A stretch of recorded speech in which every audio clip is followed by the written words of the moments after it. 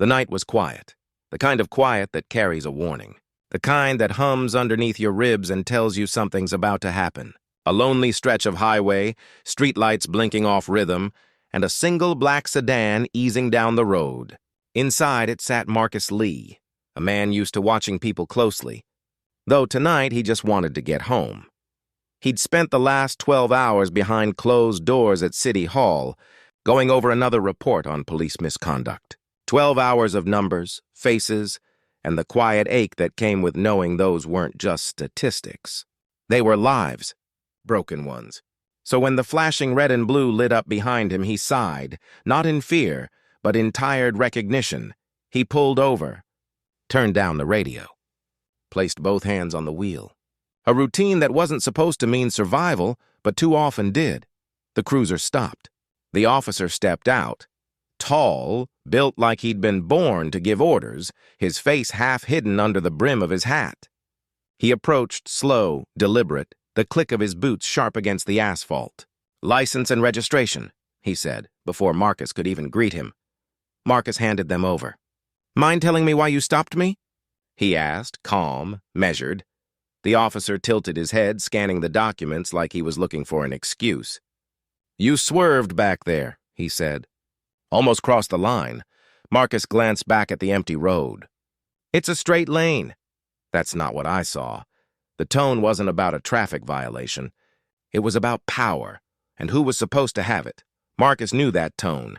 He'd spent years studying it in reports, hearings, interviews with victims who never got their apology. He also knew how fast things could turn. So he stayed still, spoke softly, chose each word like it mattered. The officer circled the car. "You from around here?" "Yes." "You work here?" "Yes. What do you do?" Marcus hesitated. Something in the man's voice made it clear. This wasn't curiosity. It was a test. "I work for the department," he said. "Oh, yeah? Which department?" Marcus looked at him, tired but unflinching.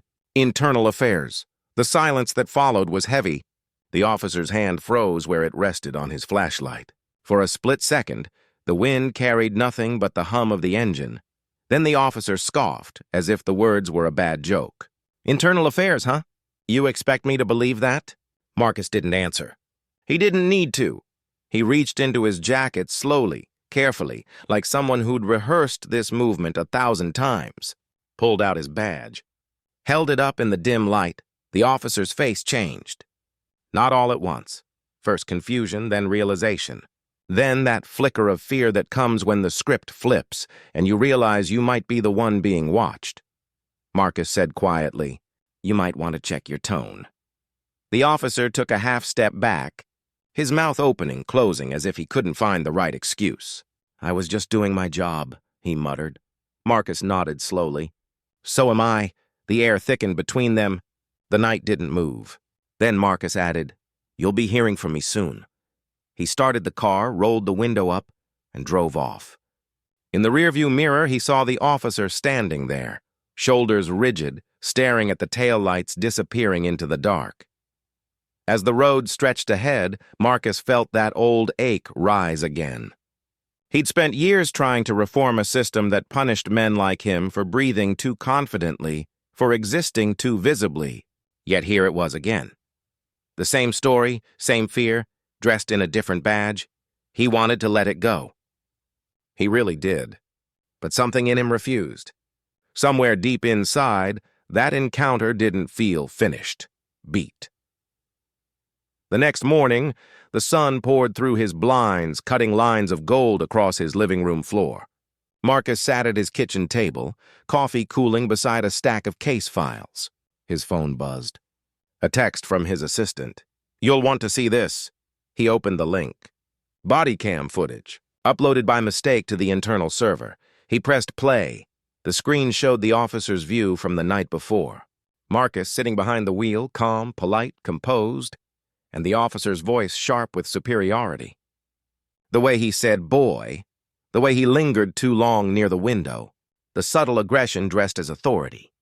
Marcus closed the laptop. He didn't need to see more. He called the precinct commander. "Bring Officer Miller in," he said. "Tell him Internal Affairs has a few questions." When Miller walked into the room later that day, his confidence looked thinner than his pressed uniform. He recognized Marcus instantly, the same man he'd tried to belittle on the side of the road. The meeting room was cold. The fluorescent light buzzed overhead. Marcus sat at the head of the table, his badge now gleaming under the light. Across from him, the officer fidgeted, eyes darting anywhere but Marcus's face. "You know why you're here," Marcus began. Miller swallowed hard. "Look, sir, I didn't mean anything by it." It was late. "I thought he might be—" Marcus cut him off softly. "You thought I might be what?" The question hung there heavy as stone. Miller looked down. "I misread the situation." Marcus leaned back. "You didn't misread it. You acted on instinct. That's the problem." He opened a folder, pulled out a printed complaint. "3 other civilians have reported similar behavior from you in the last 6 months. Rude stops, unnecessary aggression, disrespectful tone." Miller's face flushed. "That's not fair. People lie all the time." Marcus's eyes stayed fixed on him. "Cameras don't." The room went still.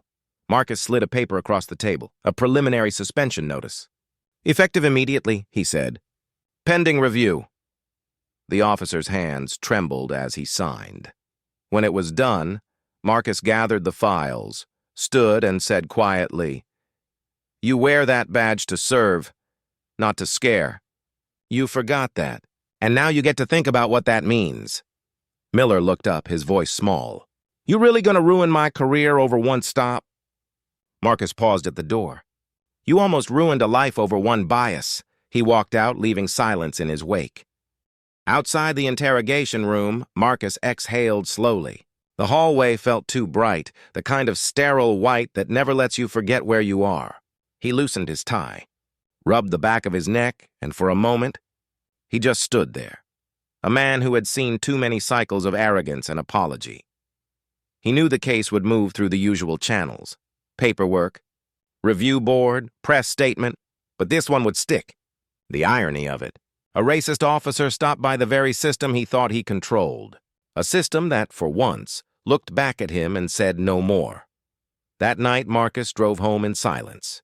The city lights passed in streaks of orange and gold, reflections slipping across his windshield like ghosts of every man who'd been stopped and disrespected just for existing.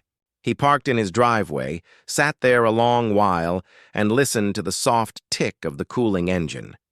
He thought about what it costs to stay calm. The energy it takes for black men to swallow pride just to survive. The ache that comes from choosing dignity over rage day after day, while the world keeps testing your patience. Inside, the house was quiet. His son's drawings were still taped to the fridge. Superheroes with brown faces, capes made of crayons. He smiled. There was something healing in that innocence. The hope that maybe his boy would never have to rehearse the same safety talks his father once gave him. Marcus sat at the kitchen table again. The coffee from that morning had gone cold, untouched. He stared at it, thinking of the hundreds of officers he'd questioned over the years. Some were good men trapped in bad systems. Others were bad men hiding behind good ones. But all of them, every single one, had forgotten one simple truth. Respect isn't granted by a badge. It's earned by behavior. He picked up a pen and started to write in his journal. Something he did after every case, not for records, but for his sanity. "Power means nothing without empathy," he wrote. "And authority means less than dust if it's built on fear." He closed the book and leaned back. The faint hum of the refrigerator, the only sound in the room. The next day, word spread quietly through the department. Some whispered. Some laughed nervously. Some avoided his gaze altogether. A few younger officers, black and brown and tired of biting their tongues, met Marcus in the hallway and nodded, not just in respect, but in relief. One of them, a rookie barely out of the academy, stopped him by the elevator. "Sir," he said, "I saw the footage. I just wanted to say thank you for standing up." Marcus smiled faintly. "Just doing my job." But inside it felt like something more. A small crack of light breaking through a wall that had stood too long. Weeks passed. The investigation concluded. Officer Miller was dismissed, officially for misconduct, unofficially for arrogance. There were no headlines, no press conferences, no public outrage, just quiet justice, the kind that rarely makes the evening news but still matters.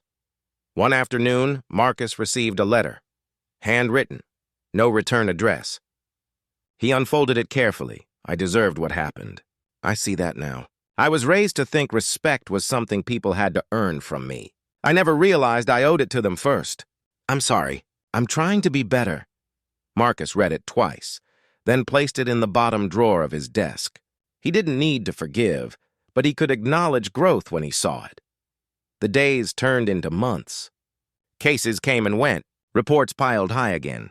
But every so often, Marcus would think back to that night on the highway, the flashing lights, the cold air, the look on that officer's face when the truth flipped the balance of power. He didn't feel anger anymore, just clarity, a reminder that the fight isn't about proving worth, it's about demanding fairness. And fairness, when enforced correctly, is its own kind of victory. Beat. Years later, when he finally retired, Marcus walked out of headquarters with a small box in his hands, photos, notes, and that one letter. The city outside was louder than he remembered. The sirens still sang their metallic lullaby, but somewhere in the noise, he heard something different. Accountability whispering its way through the cracks. He stopped at the steps and looked back once, not in bitterness but in peace. He'd done his part. The rest would fall to the next generation. The evening light stretched long across the skyline. Marcus stood by his car watching people rush home, each one carrying invisible battles, each one hoping the world would meet them halfway. He thought of his father, his son, and the thousands of names whose stories never got told. Then he smiled, a quiet, tired smile, and drove away. Beat.